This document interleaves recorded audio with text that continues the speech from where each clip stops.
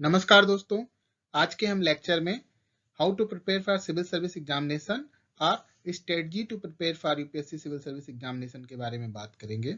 इस लेक्चर को प्रिपेयर करने के लिए हमने बहुत सारे सिविल सर्वेंट से उनके फीडबैक्स लिए हैं, उनकी स्ट्रेटजीज के बारे में बात की है, उन सबको एक लेक्चर में कंपाइल करने की कोशिश की है जो आपकी लगभग सारी क्वेरीज को एक्सप्लेन करेगा। आइए हम देखते हैं कि हम इस लेक्चर में क्या क्या कवर करेंगे।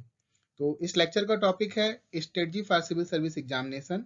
बहुत सारे स्टूडेंट्स के अंदर या बहुत सारे जो स्टूडेंट रिमोट एरिया से आते हैं उनके अंदर बहुत सारी क्वेरीज रहती हैं कि सिविल सर्विस प्रिपरेशन के लिए क्या करना चाहिए। तो पहला क्वेश्चन ये हो सकता है, how to start preparation for the UPSC civil service examination, what is the right time. Right time क्या हो सकता है, व्हेन टू स्टार्ट, ग्रेजुएशन के टाइम पे स्टार्ट करें या ग्रेजुएशन के बाद स्टार्ट करें, can I prepare for civil service examination without a coaching institute, या what are the essential qualification to appear in the civil service examination.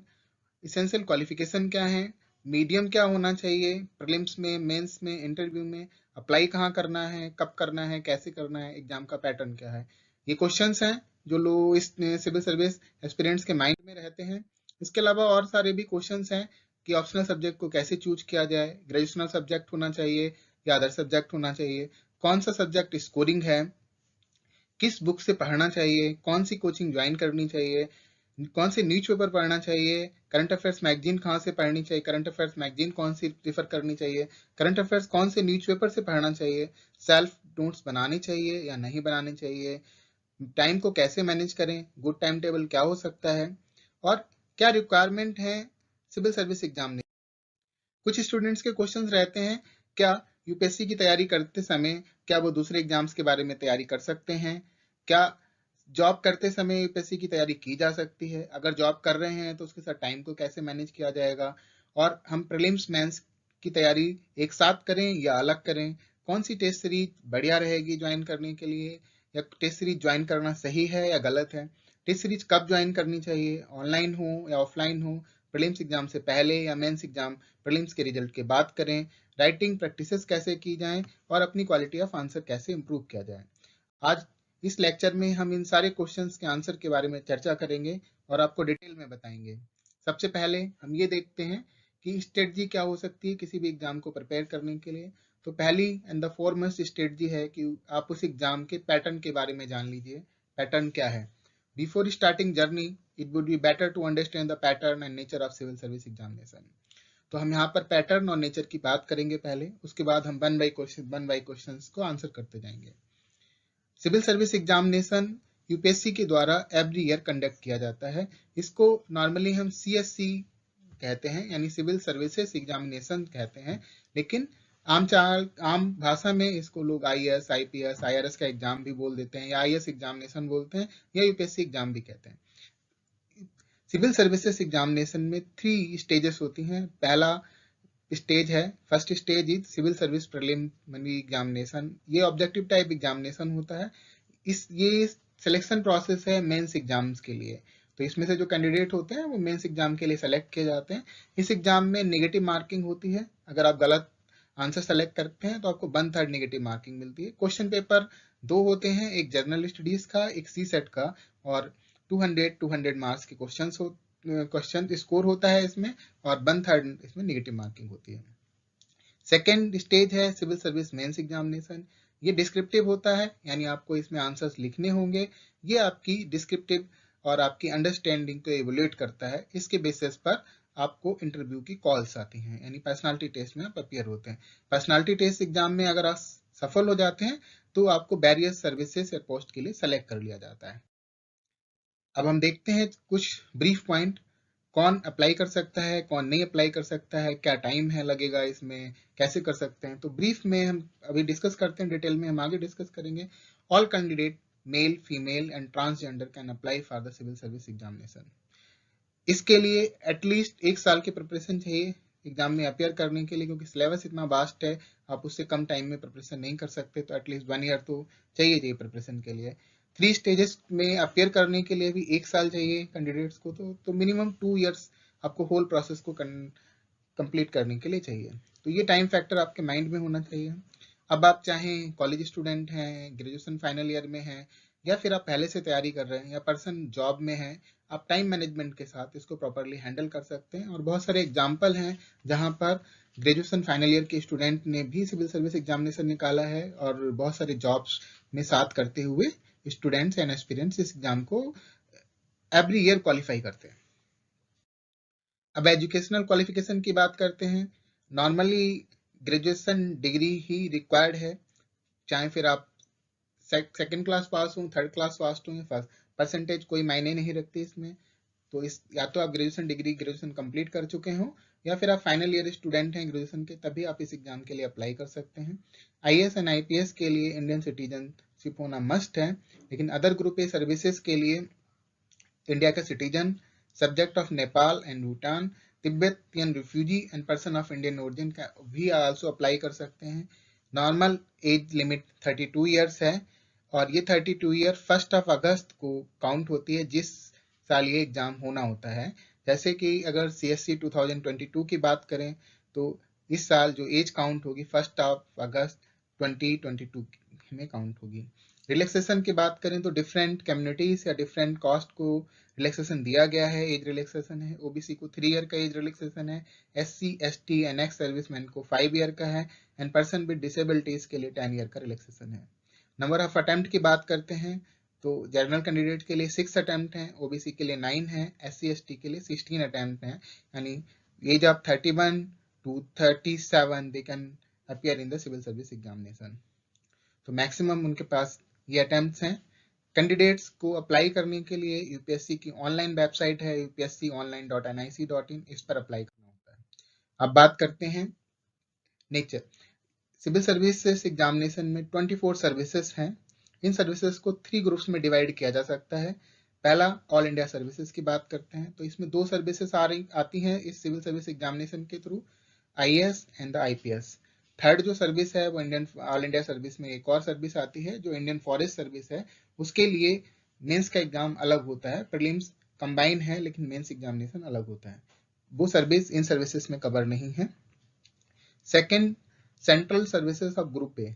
तो central services हैं ग्रुप ए की, उसमें पहले 17 सर्विसेज हुआ करती थी लेकिन अभी 4 services IRTS, IRAS, IRPS and तो ये 4 सर्विसेज जो हैं इंडियन रेलवे मैनेजमेंट सर्विसेज में कवर हो गई हैं।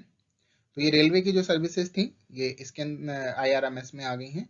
इसके अलावा आईएफएस है, आईआरएसआईटी है, आईआरएस कस्टम है, इंडियन इंफॉर्मेशन सर्विस है, इंडियन ट्रेड सर्विस है, आईसीएलएस है, आईसीएएस है। तो ये बहुत सारी 17 सर्विसेज हैं जो ग्रुप ए सर्विसेज में। इसके अलावा 5 ग्रुप बी सर्विसेज हैं, डानिक्स है, पांडिचेरी सिविल सर्विसेज है, Pondicherry police service, arm force headquarter civil services है। ये टोटल सर्विसेज हैं जो सिविल सर्विसेज एग्जाम के द्वारा इन पोस्ट पर लोग सेलेक्ट किए जाते हैं। अब बात करते हैं स्ट्रेटजीज में। तो हमारा पहला क्वेश्चन है how to start preparation for UPSC और सिविल सर्विस एग्जामिनेशन, या जो लोग बोलते हैं आईएएस आईपीएस एग्जामिनेशन के लिए कैसे प्रिपरेशन करते हैं। तो सबसे पहले read and understand the civil service prelims and the main syllabus. तो सबसे फोरमोस्ट इंपॉर्टेंट चीज है कि किसी भी एग्जाम की तैयारी करने से पहले आपको उसके सिलेबस के बारे में पता होना चाहिए। तो सबसे पहले आप सिविल सर्विसेज के प्रीलिम्स और मेंस का सिलेबस को पढ़िए, उसको अंडरस्टैंड करिए। और इससे फायदा क्या होगा, it will help in understanding what to read and what not to read. आपको पता चल जाएगा क्या पढ़ना है क्या नहीं पढ़ना है, वो आपको सिलेबस ही बता सकता है। दूसरा, सिलेबस में बहुत सारे कीवर्ड्स होते हैं और इंपॉर्टेंट कॉन्सेप्ट होते हैं, उन सब कॉन्सेप्ट्स के बारे में आप पढ़िए। जिन चीज़ों के आपको डेफिनेशंस नहीं पता है, जो वर्ड्स नहीं पता है, उनको आप सर्च करेंगे, उनको जानने की कोशिश करिए, तभी आप उससे रिलेटेड आंसर्स को अटेम्प्ट कर पाएंगे, क्वेश्चंस उससे रिलेटेड आप कर पाएंगे। Second, go through the previous year question. Second most important thing है कि जब आपने सिलेबस को पढ़ लिया है, अंडरस्टैंड कर लिया है, उसके कीवर्ड्स और इंपॉर्टेंट कॉन्सेप्ट को आपने एक बार नजर डाल ली है, तो उसके बाद यूपीएससी के प्रीवियस ईयर के क्वेश्चन पेपर उठा लीजिए, एटलीस्ट 5 ईयर्स के, तो आप इसे देख लीजिए। इससे आपको पैटर्न का पता चलेगा कि यूपीएससी किस तरीके के क्वेश्चन पूछती है, टाइप क्या है और नेचर ऑफ क्वेश्चन क्या है। ठीक है, तो एक तो एनालिसिस है, आपको सिलेबस की अंडरस्टैंडिंग में हेल्प करेगी कि जो आपने सिलेबस देखा था, क्या पेपर यूपीएससी का जो पेपर है वो इसी सिलेबस से कवर हो रहा है या और सिलेबस से बाहर से चीजें पूछी जा रही हैं। और वो बाहर से हैं तो क्या आपने सही से उसको पढ़ा था या देखा है, तो किस तरीके। सेकंड, एरियाज के बारे में पता चलेगा क्वेश्चन कहाँ से पूछा जा सकता है।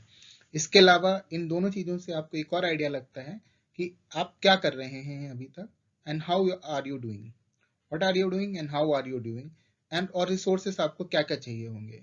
आपको बहुत सारे टॉपिक्स हैं, उन टॉपिक्स को कवर करने के लिए आपको कौन कौन से रिसोर्सेज चाहिए होंगे, बुक्स क्या चाहिए होंगी, पैटर्न क्या चाहिए होगा, क्या करना है, इसके बारे में भी आपको syllabus and previous year question paper से आइडिया लग जाएगा। अब बात करते हैं how to choose study materials. ये बहुत ही important and most difficult task है कि हमें कौन सा स्टडी मटेरियल चूज करना है, कौन सा नहीं चूज करना है। तो सबसे पहले आपको जो मटेरियल चूज करना है यूपीएससी सिविल सर्विस के, एक तो सिलेबस आपको देखना है, प्रीलिम्स का, मेंस का एंड ऑप्शनल सब्जेक्ट का। जो भी आप ऑप्शनल सब्जेक्ट ले रहे हैं उसका आप सिलेबस देख लीजिए। दूसरा, आप प्रीवियस ईयर के क्वेश्चन पेपर देख लीजिए, जैसे हमने पहले बोला है, प्रीलिम्स के, मेंस के एंड ऑप्शनल पेपर के। उसके बाद आप टॉपर्स की आंसर्स देख लीजिए, टॉपर्स की स्ट्रेटजी देखिए कि उन्होंने क्या बताया है। कोचिंग इंस्टीट्यूट्स के मटेरियल को देख सकते हैं, लेकिन लिमिटेड रिसोर्सेस हो। ऐसा नहीं है कि मार्केट में जो भी मटेरियल अवेलेबल है आप सारा का सारा परचेज कर लें, तो उससे आपको कोई बेनिफिट नहीं होगा। आप सब एक स्टार्टिंग पॉइंट से करिए। तो बेसिकली स्टार्टिंग करने के लिए क्या करिए, आप एनसीईआरटी की बुक्स ले लीजिए क्लास 6 टू क्लास 12। अब आप सामने प्रीलिम्स और मेंस का सिलेबस रखिए और उसमें टॉपिक बाय टॉपिक्स आप पढ़ते जाइए। उससे आपके कॉन्सेप्ट क्लियरिटी होगी, और जो कॉन्सेप्ट आपको नहीं आ रहा है या जो कॉन्सेप्ट आपको मिस हो गया, उसको रिफर, उन कॉन्सेप्ट को पढ़ने के लिए आप national institute of open schooling की बुक्स पढ़ सकते हैं, या IGNOU, Indira Gandhi national open universities के बहुत अच्छे मटेरियल है, उसमें से आप पढ़ सकते हैं। लेकिन इसके लिए आप सेलेक्टिव रहिए, सारा मटेरियल नहीं पढ़ना है। वो टॉपिक्स पढ़िए जो आप एनसीईआरटी से कवर नहीं कर पा रहे हैं या आपके कॉन्सेप्ट क्लियर नहीं हो पा रहे हैं। इसके अलावा आप स्टैंडर्ड बुक्स लीजिए।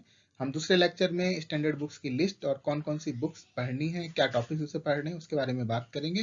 वैसे आप जैसे इंडियन पॉलिटी के लिए आप लक्ष्मीकांत की बुक रिफर कर सकते हैं, हिस्ट्री के लिए आप तमिलनाडु बोर्ड की कुछ बुक्स रिफर कर सकते हैं, स्पेक्ट्रम की बुक रिफर कर सकते हैं। उसके अलावा योजना अनुकुचिकता मैगजीन जो मंथली आती हैं, इन मैगजीन्स को आप करिए। प्लस करंट अफेयर्स के लिए आप न्यूज़पेपर या कोई करंट अफेयर्स मैगजीन पढ़िए।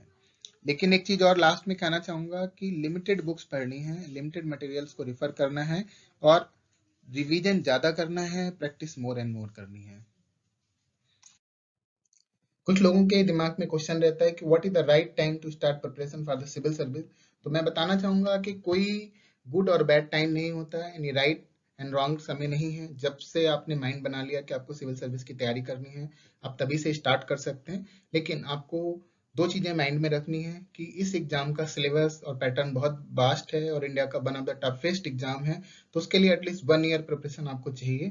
दूसरा, इस एग्जाम को प्रिपेयर करने के लिए और अपेयर करने में भी 1 साल लग जाता है, तो एटलीस्ट आपको 2 इयर्स तो मिनिमम चाहिए। अगर आप फर्स्ट अटेम्प्ट में एग्जाम क्वालिफाई करते हैं तब भी आपको 2 साल तो चाहिए इस एग्जाम के लिए। तो ये माइंड में आप रखिए कि 2 साल तक आप इसमें टाइम लगेगा। अब नेक्स्ट क्वेश्चन है कि व्हेन टू स्टार्ट प्रिपरेशन, आपको हमें कब तैयारी शुरू कर देनी चाहिए। तो ग्रेजुएशन के टाइम पे करनी चाहिए कि आफ्टर ग्रेजुएशन करनी चाहिए। तो मैं इसमें कहना चाहता हूँ कि no matter you are a college student और final year of their graduation, with the time management you can handle it properly, but it would be better to focus on your graduation subject first, then start with the convention part of the GS such as history, geography, economics. NCERT of the class 6 to 12 can also be reading this. तो simply मैं कहना चाहता हूँ Hindi medium students के लिए भी कि आप ग्रेजुएशन स्टूडेंट हैं या ग्रेजुएशन कर चुके हैं, आप कभी भी प्रिपरेशन शुरू कर सकते हैं। लेकिन अगर आप ग्रेजुएशन कर रहे हैं तो पहले आप ग्रेजुएशन सब्जेक्ट पर अच्छी पकड़ बना लीजिए, क्योंकि वो भी आपके लिए लाइफ के लिए फाउंडेशन ब्लॉक है। उसके अलावा अगर आप कुछ पढ़ना चाहते हैं तो कन्वेंशनल पार्ट ऑफ जीएस को पढ़ लीजिए, जैसे हिस्ट्री का पोर्शन है, जियोग्राफी का पोर्शन है, इकोनॉमिक्स का है, और इसके लिए आप एनसीईआरटी की बुक्स क्लास 6 तक रेफर कर सकते हैं, 6 to 12। ये आपको एक अंडरस्टैंडिंग डेवलप करेगी। दूसरा, आपको यूपीएससी सिलेबस अपने रूम में लगा लीजिए और उसके पैटर्न को देखते रहिए, जैसे हमने पहले बताया, ताकि आप जो पढ़ रहे हैं वो यूपीएससी के लिए रिलेवेंट है या नहीं, आपको ये पता चलता रहेगा। लिमिटेड बुक्स और मटेरियल को रिफर करिए। नेक्स्ट क्वेश्चन है, can I prepare for civil service examination without a coaching. तो मैं बहुत सारे सिविल सर्वेंट्स का आंसर यही था कि डेफिनेटली यस, और मेरा भी यही है कि हाँ, बिना सिविल सर्विस कोचिंग के भी आप तैयारी कर सकते हो। Every year there are the 100 student who qualify civil service examination without coaching। तो बहुत सारे स्टूडेंट्स हैं जो बिना कोचिंग के सिविल सर्विस एग्जाम हर साल क्वालिफाई करते हैं। अब आपके मन में ये डाउट होगा तो फिर कोचिंग को ज्वाइन करने का बेनिफिट क्या है? What is the benefit of joining the coaching institute? तो सबसे मोस्ट इंपॉर्टेंट बेनिफिट क्या है कि आपको एक डायरेक्शन प्रोवाइड करती है, आपके अंदर पंचुअलिटी रहती है, क्योंकि डेली क्लासेस हैं, उनके डेली ग्रुप क्लासेस कराएंगे या वीकली क्लासेस करा रहे हैं, तो एक पंचुअलिटी डेवलप हो जाती है। दूसरा, कम्पिटिटिव एटमॉस्फेयर मिल जाता है कि बहुत सारे बच्चे होंगे वहां पर, तो आपको पता चलता है कि जो आप पढ़ रहे हो वो सही डायरेक्शन में जा रहे हो, कितना कंपटीशन हो सकता है, कितनी चीजें, प्लस एक गाइडेंस मिल जाती है। आपको कोई क्वेरी है, कोई डाउट है, तो आप उसके लिए कोचिंग इंस्टीट्यूट के टीचर से या वहां से आप गाइडेंस मिल जाती है। तो ये बेनिफिट है। इसके अलावा अगर आप कोचिंग इंस्टीट्यूट नहीं ज्वाइन कर सकते हैं तो आप अपने सीनियर एस्पिरेंट्स जो सिविल सर्विस एस्पिरेंट्स हैं उनसे मिलकर उनकी गाइडेंस ले सकते हैं। जो सेलेक्टेड कैंडिडेट्स हैं उनसे गाइडेंस ले सकते हैं, उनके बहुत सारे वीडियोस लेक्चर नेट पे पढ़े, जैसे ये भी हमारा जो लेक्चर है बहुत सारे सेलेक्टेड कैंडिडेट्स के व्यू पर बेस्ड है, तो इसलिए आप इसकी भी गाइडेंस के रूप में कंसिडर कर सकते हैं। प्लस इसके अलावा आपके कुछ सिविल सर्वेंट्स हो सकते हैं आपकी फैमिली में या फ्रेंड्स जो आपके द्वारा नॉन हो सकते हैं, उनके बारे में उनसे स्ट्रेटजी के बारे में बात कर सकते हैं।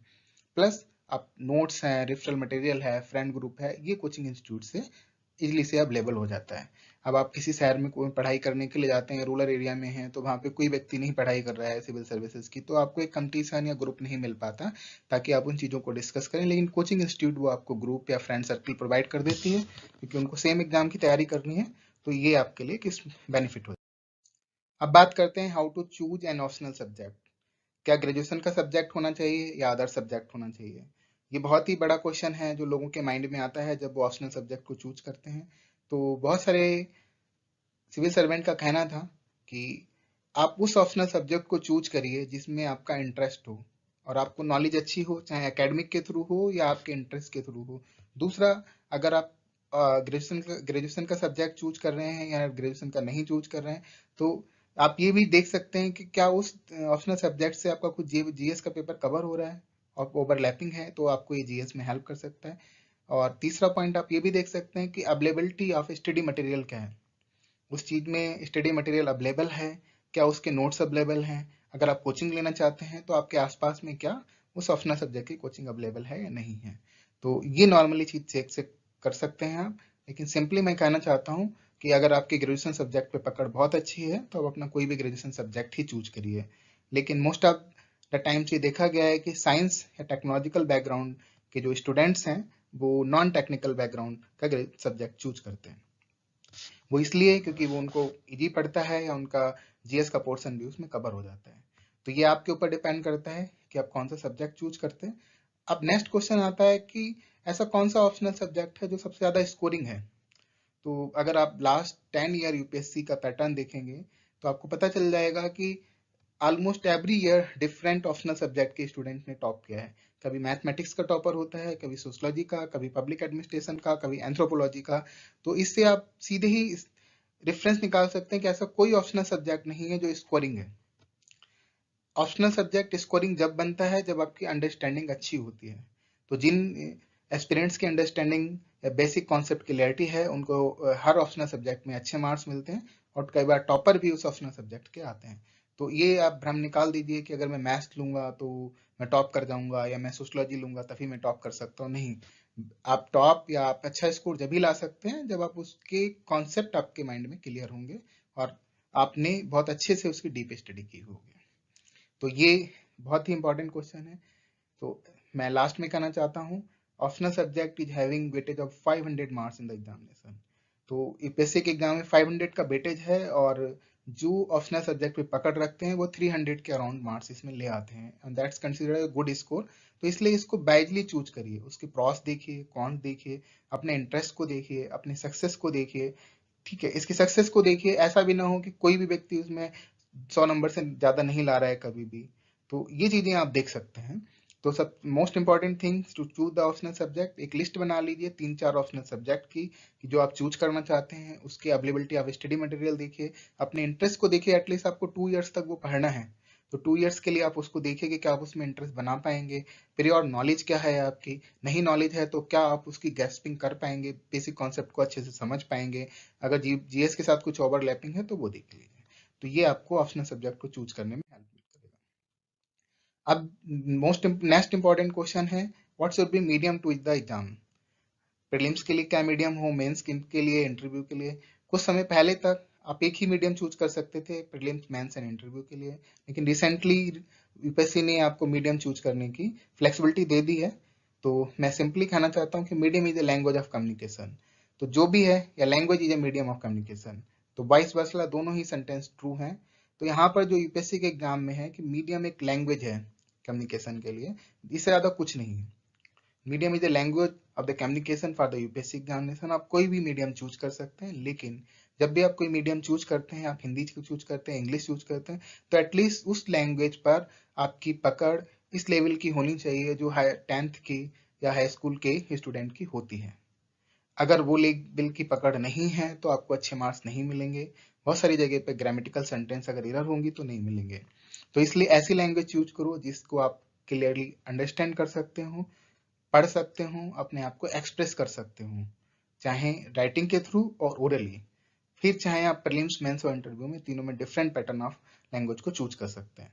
तो simply I can say you can choose medium of preference या language of preference in prelims as per your choice.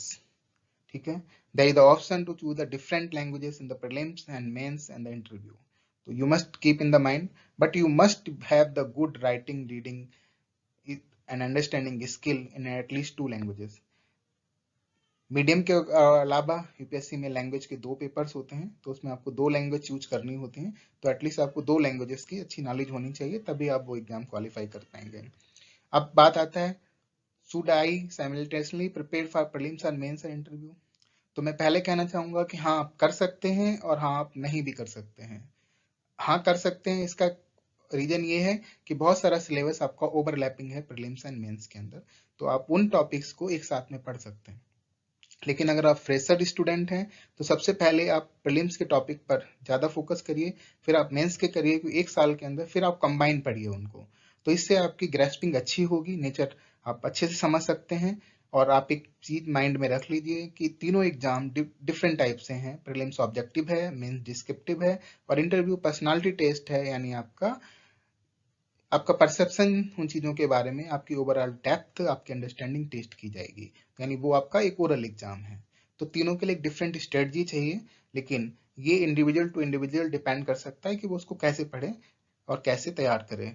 तो बेटर होगा जो कॉमन पोर्शन है आप उनकी एक साथ प्रिपरेशन कर सकते हैं, बाकी की आप अलग अलग कर सकते हैं, लेकिन उसको अंडरस्टैंड करने के लिए एटलीस्ट आपको 1 टाइम सारा सिलेबस पढ़ना होगा और उन सारे टॉपिक्स को एक बार गो थ्रू होना होगा, तभी आप ये डिसीजन ले सकते हैं। अब बात आती है नेक्स्ट क्वेश्चन की कि कौन सा न्यूज़पेपर पढ़ना चाहिए। तो आइदर आप हिंदी मीडियम के स्टूडेंट हैं, इंग्लिश के, तमिल, तेलुगु या कोई भी आपका मीडियम है, तो एटलीस्ट 1 नेशनल न्यूज़पेपर तो आप डेली पढ़ेंगे। अब ऐसा ना करें कि अभी मैंने द हिंदू चूज किया, अगले दिन मैं टाइम्स ऑफ इंडिया या इंडियन एक्सप्रेस चूज करूंगा, या फिर मैं पंजाब केसरी हिंदी का पढ़ने लगूंगा। नहीं, तो आप एटलीस्ट एक ही न्यूज़पेपर को कंटिन्यूस चूज कर सकते हैं। अब उसमें चूज करने के न्यूज़पेपर जो आपने चूज कर लिया है, उसमें से क्या पढ़ना है। तो सबसे पहले आप अपने सिलेबस को अपने एक दीवार पे पेस्ट कर लीजिए। तो जो भी टॉपिक्स आपको पढ़ने हैं तो सिलेबस के अकॉर्डिंग पढ़िए। मान लेते हैं कि कोई इकोनॉमिक न्यूज है, तो आप देखिए इकोनॉमिक न्यूज में आपका कॉन्सेप्ट डिप्रिसिएशन हो सकता है, एप्रिसिएशन हो सकता है, इंडिया का रोल क्या हो सकता है, उसकी कोई पॉलिसी आई है उस पर इंडियन में क्या इम्पैक्ट पड़ेगा, यूएस में अगर कोई इनिशिएटिव हुआ, जैसे यूक्रेन वार हो रही है तो यूक्रेन वार का इंडियन इकोनॉमी पे क्या इम्पैक्ट पड़ेगा, इंडिया और यूक्रेन के रिलेशन पर, इंडिया रशिया के रिलेशन पर, इंडिया यूएस के रिलेशन पर क्या इम्पैक्ट पड़ेगा। तो ये सारी चीजें आप उस रिलेशन में उसको पढ़िए, लेकिन उसके लिए आपको सिलेबस पता होना चाहिए।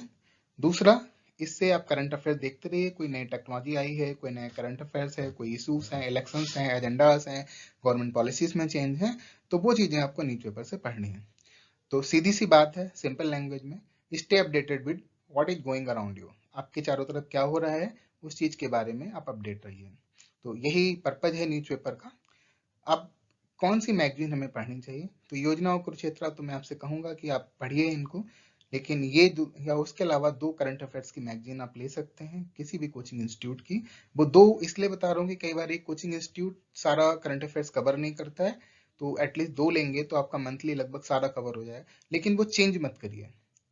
कभी भी वही दो पढ़ेंगे। अगर आप साल भर पढ़ेंगे तो ऑलमोस्ट 100% करंट अफेयर्स आपका कवर हो जाएगा, प्लस आपने न्यूज़पेपर तो ऑलरेडी पढ़ ही रहे हैं आप डेली एक, तो इसके अलावा कुछ बचेगा नहीं आपके पास। एक दो टॉपिक हो सकता है जो अननोन रह जाए या अनटच रह जाए, तो वो सबके साथ रहेगा, लेकिन इस तीनों चीज़ों से, एक नेशनल न्यूज़पेपर से plus two current affairs magazine से अप्रॉक्सीमेटली 90 to 95% आपका करंट अफेयर्स का पोर्शन कवर हो जाएगा। प्लस योजना कुरुक्षेत्र। अब मैगजीन्स में क्या पढ़ना चाहिए, तो सेलेक्टिव टॉपिक्स पढ़ेंगे। तो सबसे पहले आप देख लें कि योजना कुरुक्षेत्र में जो टॉपिक्स आए हैं वो आपके जीएस के किसी पोर्शन से कवर करते हैं। तो जीएस मेंस में आप जीएस 1, 2, 3, 4 4 पेपर्स हैं, उनके किस टॉपिक से कवर करते हैं, अगर कोई रिलेशन है उनका तो आप उस टॉपिक को पढ़ सकते हैं। दूसरा, आप अपने ऑप्शनल सब्जेक्ट से क्या होता है, प्लस आपका इंटरेस्ट या हॉबी से अगर कोई रिलेटेड है तो वो उसको पढ़ें। अब बात करते हैं करंट अफेयर्स में क्या पढ़ना है मैगजीन में। तो करंट अफेयर्स मैगजीन को एटलीस्ट वंस गो थ्रू हो जाओ। कोई भी मैगजीन आती है नॉर्मली 30 to 40 या 50 पेजेस की रहती है, तो उसको अगर आप एक बार एक दिन में एज लाइक स्टोरी पढ़ लीजिए, उसके बाद दोबारा जब आप उसको पढ़ेंगे तो उसमें देखिए क्या यूपीएससी पूछ सकती है, क्या क्वेश्चन हो सकते हैं, प्रीवियस ईयर के पेपर से कंपेयर करिए, या फिर टेस्ट सीरीज कोई भी किसी की आपने दी है तो उस चीज से कंपेयर करके आपको एक फेयर आइडिया लग जाएगा कि क्या पढ़ना है और क्या नहीं पढ़ना है। ये बहुत इंपॉर्टेंट है दोनों चीजों से। हाँ, सारे टॉपिक्स नहीं पढ़ने हैं, ना योजना से, कुरुक्षेत्र से, ना करंट अफेयर्स की मैगजीन से। बस आपको उसमें से इंपॉर्टेंट और सेलेक्टिव चीजों को छांटना है, तो इसके लिए एटलीस्ट पूरे मैगजीन से आपको एक बार गो थ्रू होना पड़ेगा। अब देखते हैं कि how much time is required for the civil service examination. तो जैसा कि हमने पहले बताया है कि मिनिमम 2 इयर्स चाहिए। 1 साल आपको प्रिपरेशन करने के लिए, 1 साल आपको एग्जाम में अपियर करने के लिए, 2 साल तो आपको मिनिमम चाहिए ही चाहिए। तो अगर आप फर्स्ट अटेम्प्ट में यूपीएससी का एग्जाम क्वालिफाई कर लेते तो मिनिमम 2 ईयर चाहिए। और ये आपके दिमाग में होना चाहिए कि मैं 2 साल तक कंसिस्टेंटली इस एग्जाम की प्रिपरेशन कर पाऊंगा, तभी आप इस एग्जाम की तैयारी करिए। अन्यथा तो मैं कहना चाहूंगा कि आप अपने आप को ही धोखा देंगे, क्योंकि इससे कम समय में इस एग्जाम की तैयारी करना मेरे हिसाब से बहुत ही मुश्किल है। अब बात करते हैं टाइम कैसे मैनेज करते हैं। तो जो पर्सन जॉब्स में है उनके पास टाइम की ऑलरेडी शॉर्टेज होता है, तो उनके लिए सबसे अच्छा तरीका है कि वो टेक्नोलॉजी का बेस्ट यूज करना शुरू कर लें। तो उससे उनका टाइम यूटिलाइज होगा और रिसोर्सेज हो जाएंगे। जब भी उन्हें टाइम मिलता है अपने ऑफिस में वो कुछ चीज़ों को पढ़ सकते हैं। प्लस जो जॉब कर रहे हैं उनके पास एक अच्छा भी है कि उस जॉब को करने के लिए उन्होंने कुछ ना कुछ स्पेसिफिक क्वालिफिकेशन है उनके पास, तो उस चीज़ का जो मैनेजमेंट स्किल्स उन्होंने अपने जॉब में सीखी हैं उस चीज़ का यूज करें वो। तो प्लस अपने कुछ शॉर्ट्स नोट्स बना लें, उस चीज़ का प्रैक्टिस करते रहें, और डेली कुछ ना कुछ टाइम फ्रेम फिक्स करें कि मुझे इतने घंटे डेली देने हैं। तो अपने टाइम टेबल पे पंक्चुअल रहें। अगर आप टाइम टेबल पे पंक्चुअलिटी नहीं रहेगी तो जॉब के साथ आपको प्रिपरेशन करना डिफिकल्ट हो जाएगा। लेकिन अगर हम लास्ट के यूपीएससी के रिजल्ट को देखते हैं तो 30 to 40% पर्सन वो लोग हैं सिविल सर्विस एग्जाम क्वालिफाई करने वाले जो ऑलरेडी किसी न किसी जॉब में थे। अब बात करते हैं कि टाइम को मैनेज कैसे किया जाए या गुड टाइम टेबल कैसे होगा। तो सबसे पहले एक वैलिड टाइम टेबल बनाइए। वैलिड टाइम टेबल का मतलब है कि ड्यूएबल टाइम टेबल हो, कि ऐसा नहीं कि मुझे इंडियन पॉलिटी लक्ष्मीकांत की बुक 2 दिन में पढ़नी है, तो इट्स द इम्पॉसिबल टास्क। अगर आपने पेज पलट भी लिए तो आप उससे कुछ सीखेंगे नहीं। तो ऐसा टाइम टेबल बनाइए जो आप कर सकें और जिसका कुछ आउटपुट हो, यानी उसका इवेल्युएशन भी करिए। तो एक प्लान बनाइए, उसमें सेट गोल करिए, और गोल को आप वीकली अपनी परफॉर्मेंस को इवोलेट करिए। अगर आप अपनी परफॉर्मेंस को वीकली इवोलेट करते हैं तो आपको पता चलेगा आप कितना पीछे रह गए, आपको क्या करने की जरूरत है। तो उसके बाद अपने टाइम टेबल को दोबारा रिवाइज कर लीजिए। और इस टाइम टेबल में आपके पास सिर्फ स्टडी, ऐसा ना हो कि सुबह से शाम तक सिर्फ स्टडी स्टडी स्टडी ही का ही है। कुछ टाइम आपके पास पर्सनल भी हो, इंटरटेनमेंट के लिए भी हो, फ्रेंड और फैमिलीज के लिए भी हो, क्योंकि मिनिमम 2 इयर्स आपको स्पेंड करने हैं। तो इसलिए तो बोरिंग ना एग्जाम बन जाए, तो इसलिए अपने बाकी रूटीन्स को भी चलते रहना चाहिए। और प्लस आप अपने हेल्थ का ध्यान रखिए। तो ये एक टाइम टेबल आपको बहुत ही अच्छे तरीके से इस एग्जाम के एंड तक पहुंचा देगा। अब बात करते हैं कि how to make self notes. Is it mandatory to make self note. तो मैं कहना चाहूंगा कि नोट्स बनाना मैंडेटरी नहीं है, क्योंकि आजकल बहुत सारे कोचिंग इंस्टीट्यूट ऑलरेडी आपको रेडी टू रिवाइज नोट्स दे देते हैं। बहुत सारी मैगजीन्स हैं। बेटर यही है कि अगर आप जो भी न्यूज़पेपर पढ़ रहे हैं, करंट अफेयर्स पढ़ रहे हैं, तो उन चीज़ों को अगर आप ब्रीफ नोट्स बना लेते हैं तो आपके रिवीजन के लिए बहुत अच्छा रहेगा। तो इसमें कैसे कर सकते हैं, तो पहले आप टेक्स्ट बुक्स को पढ़ लीजिए, जो या स्टैंडर्ड बुक्स को पढ़ लीजिए, प्लस टेस्ट सीरीज है, प्लस आप टेक्नोलॉजी का यूज कर सकते हैं, उसके बेसिस पे आप नोट्स बना सकते हैं। और इसके लिए सबसे अच्छा तरीका क्या है कि आप कोई न्यूज़पेपर पढ़ रहे हैं, मैं आपको एग्जांपल बता रहा हूँ, तो न्यूज़पेपर से कोई एक टॉपिक उठाइए, ठीक है, टॉपिक कोई भी लेटेस्ट उठा सकते हैं कि मान लीजिए कि impact of the globalization on the Indian society पे ग्लोबलाइजेशन का इम्पैक्ट क्या है। अगर आप इस चीज को पढ़ रहे हैं तो देखिए उसमें किस तरीके का क्वेश्चन यूपीएससी पूछ सकती है। प्रीवियस ईयर के क्वेश्चन आप अपने ऑप्शनल सब्जेक्ट पेपर के देख लीजिए, दूसरा आप जीएस फर्स्ट पेपर है, जीएस सेकंड पेपर में देख लीजिए, प्लस इथिकल कॉन्सेप्ट में देख लीजिए कि ग्लोबलाइजेशन एंड इथिक्स कैसे रिलेटेड है, और उस क्वेश्चन को अटेम्प्ट करने की कोशिश करिए। जब आप इस क्वेश्चंस को अटेम्प्ट कर लेंगे, आंसर लिखेंगे, तो बहुत सारे कीवर्ड्स आपके पास आएंगे, कुछ फोकस आएंगे, कुछ कॉन्सेप्ट आएंगे। बस उनके नोट्स बना लीजिए कि मुझे इस क्वेश्चंस को ऐसे अटेम्प्ट करना है, that are more than sufficient to attempt any such type of the question. तो उससे आपकी कॉन्सेप्ट क्लियरिटी बहुत अच्छी रहेगी और फ्यूचर में रिवीजन करने के लिए। लेकिन अगर ब्रीफ डिस्क्रिप्टिव नोट्स बनाएंगे तो उसके लिए सजेशन मैं नहीं दूंगा। आप एक ब्रीफ एंड कंसाइज नोट्स बनाइए ताकि आप बहुत ही आसानी से रिवाइज कर सकें, क्योंकि जब यूपीएससी का एग्जाम, मेंस का एग्जाम होगा तो आपके पास रिवीजन के लिए बहुत कम समय होता है। तो इसलिए ऐसा बनाइए ताकि आप 2 घंटे, 4 घंटे, 5 घंटे में उस चीज को रिवाइज कर सकें। तो टेक्नोलॉजी का यूज करिए, बहुत सारी चीजें हैं, जैसे बहुत सारे टूल्स आते हैं नोट्स बनाने के। हम इन सारी चीजों की बात एक अलग लेक्चर में कर लेंगे। बस सिंपली सी बात है कि आप अपने नोट्स को बनाने के लिए कम से कम टाइम डिवोट करिए। बेटर है उन चीजों को रिवाइज करने के लिए आप ज्यादा समय करेंगे और प्रैक्टिस करने के लिए करेंगे तो वो आपकी एक हैबिट बन जाएंगे। अब बात करते हैं कि कुछ लोगों के डाउट्स रहते हैं स्टूडेंट्स के, can I simultaneously prepare for the other exam also. तो क्या यूपीएससी की तैयारी करते करते हम दूसरे एग्जाम्स के बारे में भी तैयारी कर सकते हैं? तो मैं कहना चाहूंगा हाँ, हम कर सकते हैं, लेकिन हमें ये ध्यान रखना चाहिए कि हम मेन गोल से डाइवर्ट ना हो जाए। कई बार होता है कि हम दूसरे एग्जाम्स की अगर तैयारी करने लगेंगे तो हम मेन गोल से अगर डाइवर्ट हो जाएंगे तो हम अपना मेन टारगेट को अचीव नहीं करेंगे। हमारा टारगेट वही रहना चाहिए कि सिविल सर्विस के एग्जाम को क्वालिफाई करना है, तो मेजर फोकस है उस पर होना चाहिए। लेकिन अगर हम दूसरे एग्जाम में अपेयर करना चाहते हैं तो थोड़ा सा टाइम उन एग्जाम्स के लिए निकाल सकते हैं। जैसे अगर हम देखें तो बहुत सारे स्टेट पीसीएस एग्जाम का सिलेबस और पैटर्न यूपीएससी से मैच करता है। जैसे हम यूपी पीसीएस का सिलेबस देखें तो ऑलमोस्ट सेम है, एक्सेप्ट स्टेट पीसीएस से जो भी नॉलेज आएगी या स्टेट के बारे में इंफॉर्मेशन पूछेंगे। राजस्थान का देखें, उत्तराखंड का देखते हैं, या और भी बहुत सारे एग्जाम्स हैं, तो उन सारे एग्जाम्स का ऑलमोस्ट सेम पैटर्न है। तो जब सेम पैटर्न है तो आप एग्जाम में अपेयर हो सकते हैं। थोड़ी सी आपको पढ़ाई एडिशनल करनी होगी, थोड़ी सी स्टेट्स के बारे में नॉलेज जाननी होगी, थोड़ा सा उनका एग्जाम पैटर्न जरूर डिफरेंट है, तो वो आपको अडाप्ट करना होगा, तो आप उसमें अपेयर हो सकते हैं। अगर आप एसएससी में अपेयर होना चाहते हैं तो आप एसएससी के एग्जाम में भी अपेयर हो सकते हैं, क्योंकि पैटर्न तो टोटली डिफरेंट है। लेकिन जब आप जीएस की तैयारी कर रहे हैं, एप्टीट्यूड की कर रहे हैं, सीसेट की कर रहे हैं, तो आप एसएससी, आरबीआई और नाबार्ड जैसे एग्जाम में भी अपेयर हो सकते हैं, या फिर कोई और एग्जाम चाहते हैं। लेकिन अगर आप स्पेसिफिकली महीने, 2 महीने, 4 महीने दूसरे एग्जाम की तैयारी करने लगेंगे सिविल सर्विस के एग्जाम को एक साइड में रख के, तो वो थोड़ा डिफिकल्ट हो जाएगा। ये मैनेजमेंट आपको करना है, डिसीजन आपको लेना है।